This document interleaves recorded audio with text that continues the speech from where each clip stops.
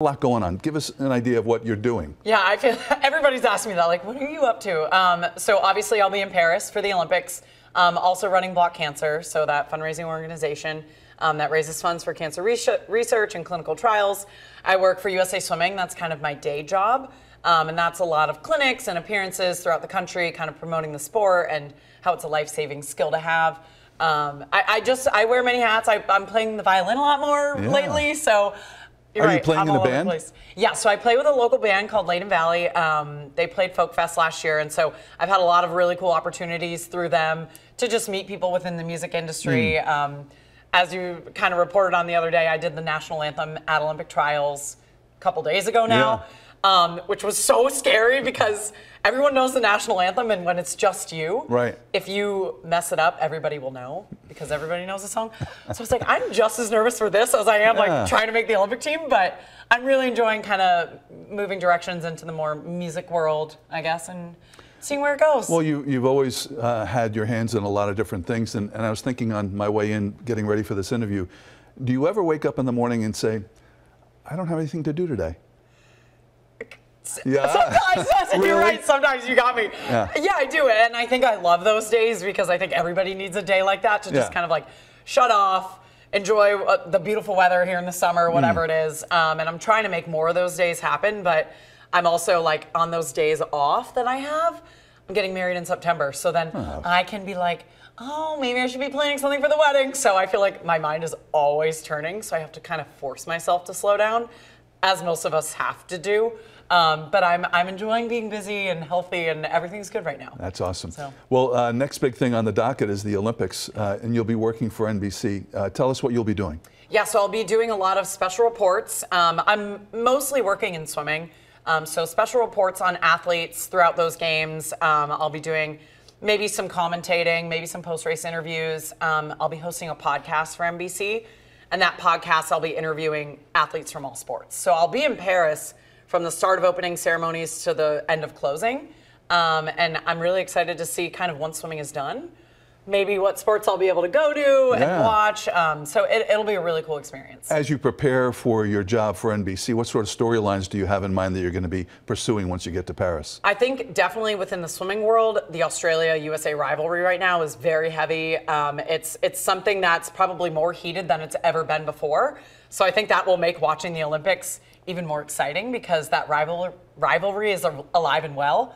And then, of course, the Katie Ledeckis, the Caleb Dressels, the Ryan Murphys, kind of those staple names that we've always seen throughout the Olympics. But then maybe the newer ones that a lot of us don't know about that will be actually headlining LA 2028. So that's what gets me excited. So you made your first Olympic team when you were 15 years old. Anybody on this team that is that young? No, I think the youngest on the women's side is 17 and same on the men's. So still young, for sure. But I think about being a 15-year-old at the Olympics, I was like, I didn't even have a license. Yeah. But it was normal for me because I was just doing what I loved. It was just swimming. Yeah. But now being 31 and looking back on it, I'm like, that was kind of cool. So let's talk about the team. Are we going to see a lot of USA medals in swimming in Paris? I definitely think so. I think the one thing that Team USA does the best is we show up to the Olympics. And on paper, I do think Australia has a better team, but I think there's just something about Team USA showing up to the Olympics, and we always come home with the most gold medals and the most medals, period. So I think it's going to be a lot of younger names, like I said, that none of us have really heard of, unless you're in the swimming world. But that really bodes well for a home Olympics in a few years. I wonder, you certainly have a lot of credibility with the swimmers. And how does that help do your job for NBC? Oh, I think it helps immensely, just because especially with the post-race interviews, I know what to ask. I've been in that position. And I think there's also just a rapport where, like you and I doing this is easy because we know each other. Yeah. And same thing goes for the athletes. They're a little bit more comfortable around me. They kind of know the language that I'm using or maybe the answer that I want to get out of them. So I think it helps them, and it also makes my job easier. Yeah. So it's been really, really fun to see that side of the sport. When was the last year that you swam competitively? 2017. Okay. Yeah. How tough has the transition been going from in the pool and now just commentating on other people who are now in the pool?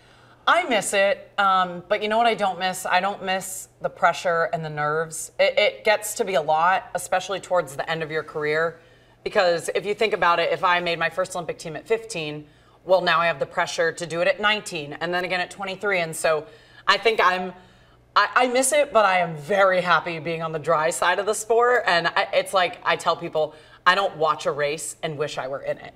And that's kind of how I know that I'm exactly where I need to be. Have you been able to find anything that matches the thrill that you got in the pool competing, especially at an event like the Olympics? I think performing violin, for sure. And then I think broadcasting, because it's live and you have to be on, you have to know everything, you have to be prepared. And it's same for anything. It's same for you going live on air. So I really enjoy that adrenaline rush. I think I work my best under pressure. So I'm really enjoying getting that cup full from swimming, or violin, but also from commentating swimming. Yeah, let's talk about the violin and you performing the national anthem before one of the swim trial nights. Yeah. What was that experience like?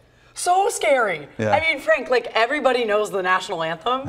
So if you mess it up, everyone will know. And then of course, as a violinist, I was performing solo.